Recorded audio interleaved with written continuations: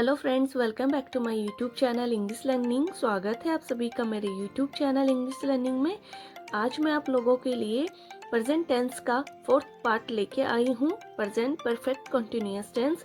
मैंने तीनों टेंसों के बारे में बता दिया था और तीनों टेंसों के सेंटेंसेस भी मैंने simple sentence, negative sentence and interrogative sentence भी बता दिए थे। तो आज मैं आप लोगों के लिए लेके आई हूँ प्रेजेंट परफेक्ट कंटिन्यूअस टेंस के बारे में, जिसकी पहचान कैसे होती है, जिसके साथ वर्ब की कौन सी फॉर्म लगती है एंड हेल्पिंग वर्ब हमारे पास क्या होती है। तो चलो आज की वीडियो करते हैं स्टार्ट। ठीक है, तो हमारे पास है प्रेजेंट परफेक्ट कंटिन्यूअस टेंस। तो सबसे पहले हमारे पास क्या आता है, अगर हमें पता करना है कि जो वाक्य हम बोल रहे हैं वो कौन से टेंस में आ रहा है, कौन से टेंस में आ रहा है, तो इसकी पहचान हम सबसे पहले करना चाहेंगे। तो सबसे पहले हम क्या जानते हैं कि उनकी पहचान कैसे होती है। तो इनकी पहचान होती है, इन वाक्यों के अंत में, इन वाक्यों के अंत में आता है रहा है, रही है, रहे हैं, रहा हूँ। ठीक है, तो ये सभी चीजें इन वाक्यों के अंत में आती हैं। तो ये सब इन वाक्यों के अंत में आता है और इसमें एक और चीज भी दी जाती है, इसमें समय भी दिया जाता है। ठीक है, जैसे कि मैं एग्जाम्पल के तौर पर आपको लोगों को बता देती हूँ। राम 2 घंटे से पढ़ रहा है। ठीक है, तो इसमें समय भी आ चुका है एंड काम भी आ चुका है। तो आप देख सकते हो, तो ये थी इनकी पहचान, जिसके वाक्यों के अंत में आएगा रहा है, रहा हूँ, रहा है, रहा हूँ, रही है। ठीक है, और इसमें साथ में क्या आता है, समय भी दिया जाता है। जैसे राम 2 घंटे से पढ़ रहा है। अब इसमें हम लेंगे कि हमारे पास जो होती है हेल्पिंग वर्ब क्या लगेगी, जिसको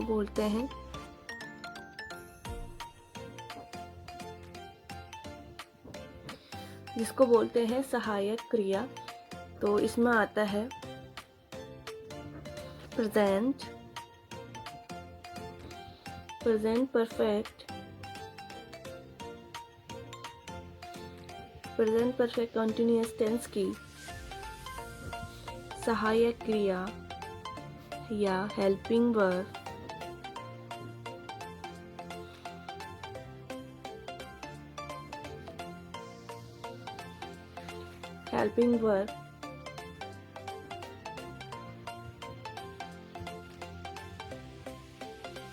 हैज बीन तथा हैव बीन होती है। हैज बीन और हैव बीन होती है। ठीक है, तो इसमें लिखेंगे सिंगुलर के साथ, सिंगुलर सब्जेक्ट के साथ या सिंगुलर नाउन के साथ, सिंगुलर सब्जेक्ट या सिंगुलर नाउन के साथ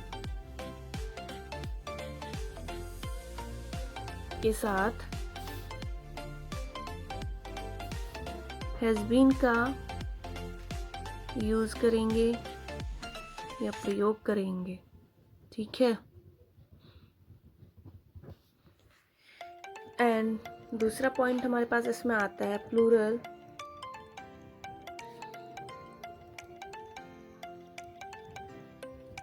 प्लूरल सब्जेक्ट्स या प्लूरल नाउन। नाउन के साथ क्या आएगा,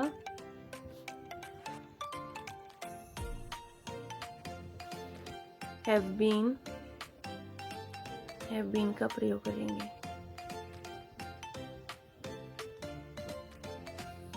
ठीक है, तो ये देख लिया, प्लूरल के साथ क्या आएगा, हैव बीन आएगा, एंड सिंगुलर सब्जेक्ट या सिंगुलर नाउन जो भी होगा हमारे साथ, उसके साथ आएगा हैज बीन का प्रयोग। तो इतना आप लोगों को समझ में आ गया होगा। तो अब बात करते हैं इनके सेंटेंसेस की कि इनको कैसे इनमें लगाया जाता है एंड स्ट्रक्चर के साथ। एंड उससे पहले इम्पोर्टेंट चीज़ तो मैं भूल ही गई थी, वर्ब, मेन वर्ब जिसको हम बोलते हैं मुख्य क्रिया।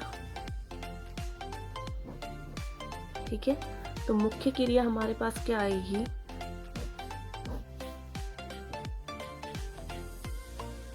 प्रेजेंट, प्रेजेंट परफेक्ट,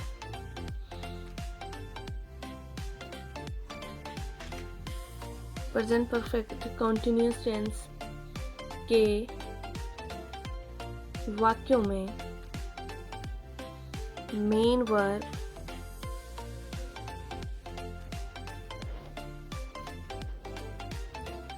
वर्ब होगी हमारे पास, मेन वर्ब की फर्स्ट फॉर्म प्लस इसमें हम लेंगे आईएनजी का प्रयोग करते हैं। ठीक है, तो इसमें क्या आएगा, मेन वर्ब में प्रेजेंट परफेक्ट कंटिन्यूअस टेंस के वाक्यों में मेन वर्ब की फर्स्ट फॉर्म प्लस आईएनजी का हम यूज करेंगे। तो अब इसका लिखते हैं हम। अब आएगा इसमें फर्स्ट पॉइंट मैंने आपको बता दिया था हेल्पिंग वर्ब, सेकंड पॉइंट मैंने बता दिया था मेन वर्ब। अब थर्ड पॉइंट पे आते हैं हम इसके। सबसे मतलब थर्ड पॉइंट इसमें है use of since and for, समय का। ठीक है, तो इसमें आपको बता देती हूँ मैं, जो निश्चित हमारा समय होता है, निश्चित समय या पॉइंट ऑफ टाइम के साथ सिंस तथा जो अनिश्चित होता है, जिसका कोई समय निश्चित या निर्धारित नहीं होता, ठीक है, जिसको हम बोल सकते हैं पीरियड ऑफ टाइम, इसके साथ क्या लगेगा, फॉर लगेगा। तो ये भी आपको समझ में आएगा, जो कि हमारे पास निश्चित समय होगा उसके साथ हम सिंस का यूज करेंगे, एंड जो समय निर्धारित नहीं होगा, निश्चित होगा, उसके साथ हम फॉर का यूज करेंगे। ठीक है, तो इतना आप लोगों को लिए समझ में आ गया होगा, main verb, helping verb, use of since और फॉर। ठीक है, तो अब स्टार्ट करते हैं हम। सिंपल सेंटेंसेस के माध्यम से हम देखेंगे कि इनको कैसे इनकी पहचान हो रही है और कैसे हम वाक्य को दूसरे वाक्य में बदलेंगे। तो स्टार्ट करते हैं। सबसे पहले लिखते हैं हम, जो कि हमारे पास आता है, यहीं से ले लेती हूँ।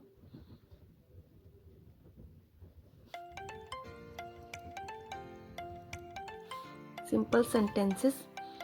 तो पहले सबसे पहले हम इसका क्या लेंगे, स्ट्रक्चर लेंगे, क्योंकि ताकि हमें लिखने में आसानी होगी। सबसे पहले आता है हमारा, क्या आता है, सब्जेक्ट आता है, प्लस हम क्या लेंगे, हेल्पिंग वर्ब जो हमारे पास है, has been and have been. ठीक है, प्लस में हमने क्या बताया था, जो मेन वर्ब हमारी आती है, वर्ब की फर्स्ट फॉर्म प्लस हम लेंगे आईएनजी, एंड लास्ट में जो हमारा आता है वो होता है हमारा ऑब्जेक्ट। ठीक है, एंड प्लस में आएगा अदर वर्ड्स, जो कि हमारा एक्स्ट्रा वर्ड्स होंगे, एंड लास्ट में आएगा हमारा, इसमें एक और चीज जुड़ी हुई है, इसीलिए इसको बोलते हैं since and for, and plus आएगा लास्ट में हमारा समय, टाइम। ठीक है, ये था हमारा स्ट्रक्चर, इसको ध्यान से देखिए। सबसे पहले हम जोड़ेंगे वाक्य के शुरुआत में हैज़, उसके बाद हैज़ बीन, सॉरी सब्जेक्ट जोड़ेंगे, फिर हैज़ बीन जोड़ेंगे, फिर हैव बीन, मतलब जो भी आएगा, फिर प्लस हम वर्ब की फर्स्ट फॉर्म लेंगे एंड उसके साथ आईएनजी जोड़ेंगे, फिर उसके साथ ऑब्जेक्ट जोड़ेंगे, फिर हमारा जो एक्स्ट्रा वर्ड होगा उसको जोड़ेंगे, फिर सिंस या फॉर दोनों में से एक को लेंगे वाक्य के अनुसार एंड लास्ट में जोड़ेंगे टाइम को। तो इतना आप लोगों को समझ में आ गया होगा। तो अब स्टार्ट करते हैं हम वाक्य को इंग्लिश में कन्वर्ट कैसे करेंगे। ठीक है, सबसे पहले वाक्य लिखेंगे हम वह सुबह से टहल रहा है या वह सुबह से घूम रहा है, ये भी हम बोल सकते हैं। तो इसकी इंग्लिश आएगी, वह के लिए आएगा ही, तो हैज़ बीन आएगा। फर्स्ट फॉर्म के साथ हमने लगाना था ing। निश्चित समय है तो इसके लिए आएगा सिंस मॉर्निंग। ठीक है, आप देख रहे हो he has been walking since morning. सबसे पहले हमने सब्जेक्ट लिया, उसके बाद हैज़ बीन लिया, फिर वर्ब की फर्स्ट फॉर्म ली, उसके साथ हमने ing लगाया, उसके बाद हमने सिंस लिया क्योंकि हमारे पास निश्चित समय है सुबह, जो कि निश्चित है समय। ठीक है, फिर उसके बाद हमने लिखा है मॉर्निंग, टहल रहा था सुबह, सिंस टाइमिंग सिंस ले लिया उसके साथ एंड मॉर्निंग आ गया सुबह के लिए। ठीक है, दूसरा वाक्य हम लेते हैं, समय वाला लेंगे। वह 2 घंटे से कपड़े धो रही है। तो सबसे पहले लेंगे हम शी, वो उसके लड़की की बात हो रही है, तो शी हैज़ बीन तो आएगा ही आएगा। कपड़े धो रही है वॉश, तो ing लगाएंगे हम वॉशिंग। द क्लोथ्स कपड़े हैं बहुत सारे। फॉर क्योंकि हमने यहाँ पे 2 घंटे का दिया हुआ है, फॉर 2 आवर्स। ठीक है, आपको समझ आ गया होगा कि मैं कैसे कैसे इनको लगा रही हूँ, बस आपने स्ट्रक्चर देख के समझना है। She has been washing the clothes for 2 hours. ठीक है, थर्ड उसमें आते हैं हम सेंटेंस में, सुबह से बारिश हो रही है। इसके लिए आएगा it has been raining since morning.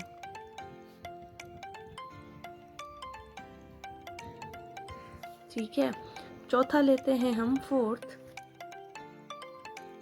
मैं 3 घंटे से तुम्हें पढ़ा रहा हूँ। ठीक है, तो इसके साथ आएगा I have been teaching, I have been teaching you for 3 hours. ठीक है, फिफ्थ लेते हैं हम, काजल 2 बजे से पढ़ रही है। काजल 2 बजे से पढ़ रही है। काजल हैज़ बीन स्टडी, ing लगा देंगे स्टडिंग, सिंस 2 o'clock। ठीक है, 6 लिखते हैं, मोहन क्या लिखेंगे, मोहन 4 घंटे से मैदान में दौड़, मोहन 4 घंटे से मैदान में दौड़ रहा है, तो आएगा Mohan has been running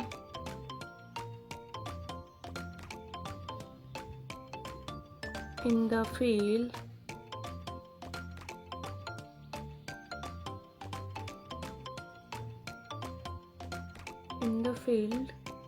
sorry spelling गलत हो गई, in the field for hours. ठीक है, तो ये थे कुछ सेंटेंसेस सिंपल सेंटेंसेस। तो आप लोगों को ये समझ में आ गया होगा he has been walking since morning, कैसे हमें वाक्य के अंत में क्या आ रहा है, टाइमिंग को हम कैसे जोड़ रहे हैं।